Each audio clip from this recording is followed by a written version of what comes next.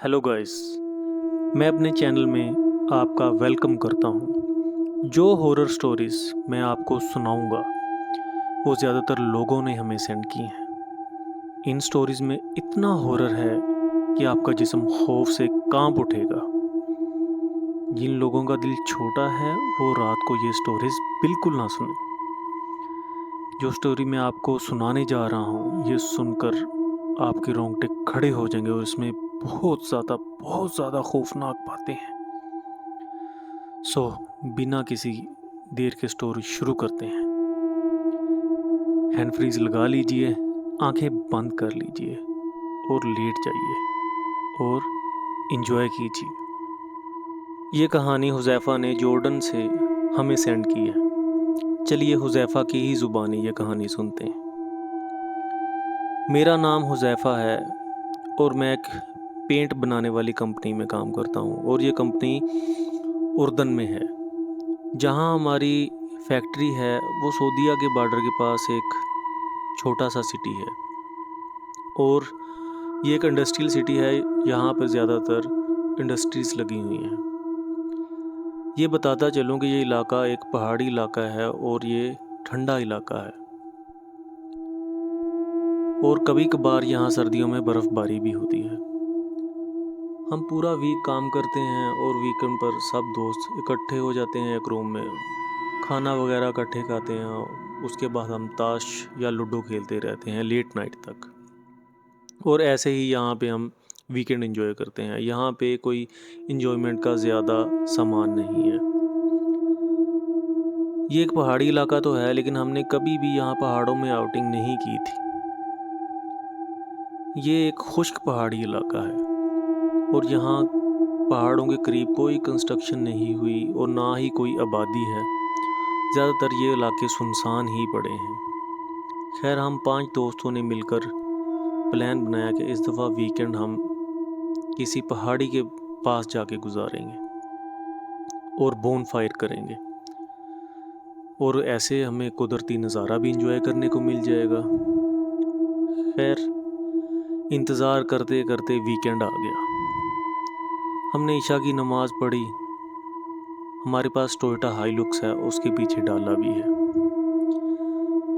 खैर हमने अपने खाने पीने का, रोशनी का और बैठने और लेटने का सामान उसके डाले में रखा और एक पहाड़ की तरफ चल दिए। जिस पहाड़ के पास हमने जाना था वो शहर से 40 किलोमीटर दूर था।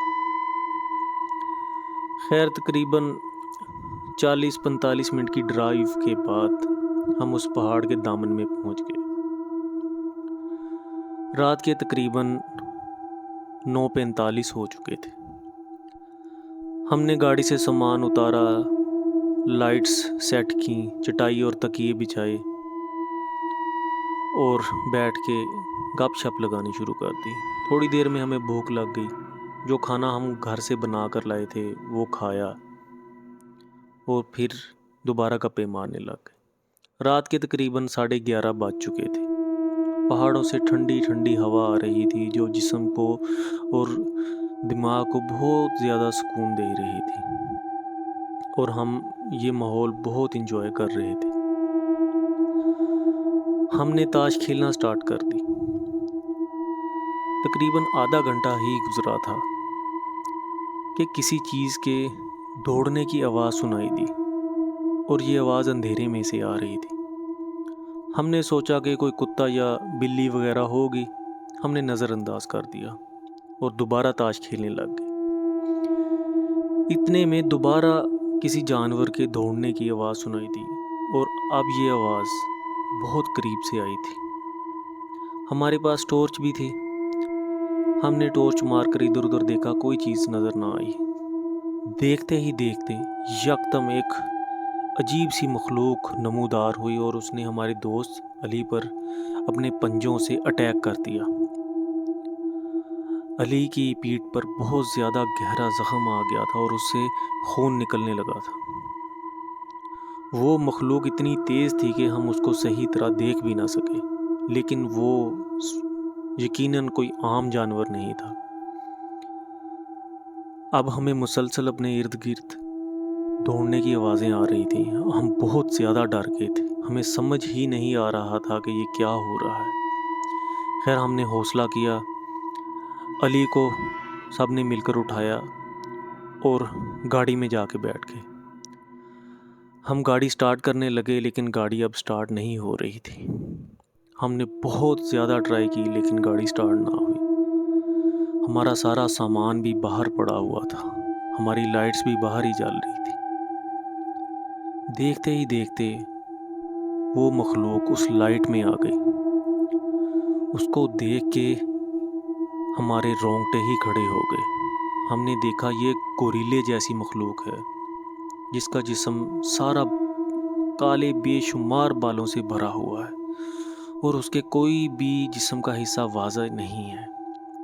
अगर वाज़ेह था तो उसकी सफ़ेद आँखें और नुकीले दांत जो उसके मुंह से बाहर आ रहे थे। उसके अलावा हाथ और पाँव की जगह पंजे थे और उसके पंजों में तकरीबन 5 से 6 इंच के नुकीले नाखून थे।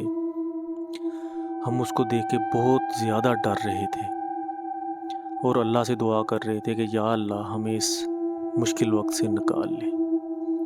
इतने में ट्राई करते करते हमारी कार स्टार्ट हो गई और हमने वहाँ से जान बचाकर भागने में ही आफियत समझी। अली अब दर्द के मारे चीखें मार रहा था क्योंकि उसका ज़ख्म बहुत ज़्यादा गहरा था। जैसे ही हम शहर पहुँचे अली को सबसे पहले हॉस्पिटल ले गए। हॉस्पिटल वालों ने अली के स्टिचेस लगाए और उसको एडमिट कर लिया क्योंकि अली की हालत अब बहुत बुरी हो चुकी थी। खैर रात गुजरी, सुबह तक अली की हालत कुछ स्टेबल हुई। अली को उन्होंने मज़ीद 2 दिन एडमिट करने के लिए कह दिया और हम भी वहीं रुके।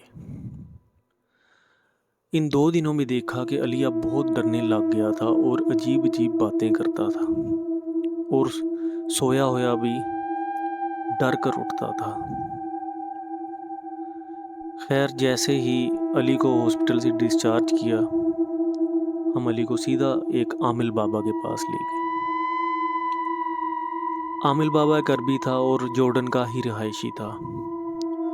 खैर हमने बाबा को सारा किस्सा सुनाया। ये किस्सा सुन के आमिल बाबा हैरान रह गया। पहले तो आमिल बाबा ने हमें सीधी सीधी सुनाई कि ऐसी जगह पर तुम्हें जाने की ज़रूरत ही क्या थी, ये जगह तो ऐसे किस्सों से भरी पड़ी है।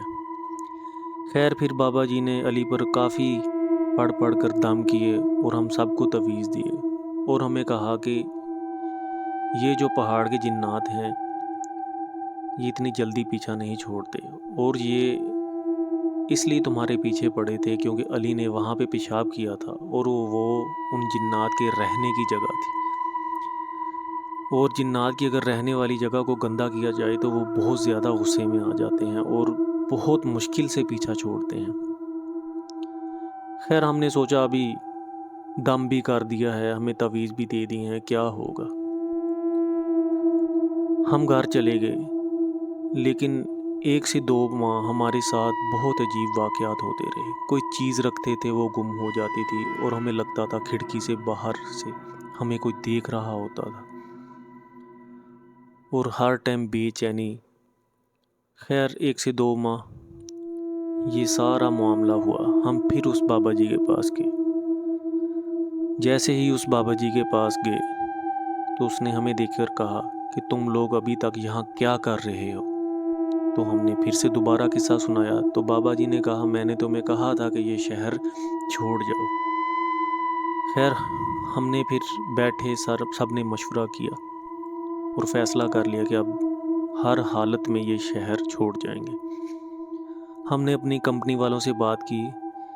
तकरीबन हमारी कंपनी का एक और प्लांट 400 किलोमीटर दूर था और ये शहर से काफ़ी दूर था। हमने कंपनी वालों की मिन्नत समाजत की कि हमें वहाँ पे शिफ्ट कर जाए, जो कि कंपनी ने हमारी मिन्नत समाजत मानी और हमें वहाँ शिफ्ट कर लिया। जहाँ जब से हम उस शहर में शिफ्ट हुए हैं अल्हम्दुलिल्लाह ये वाक़यात होने हट गए।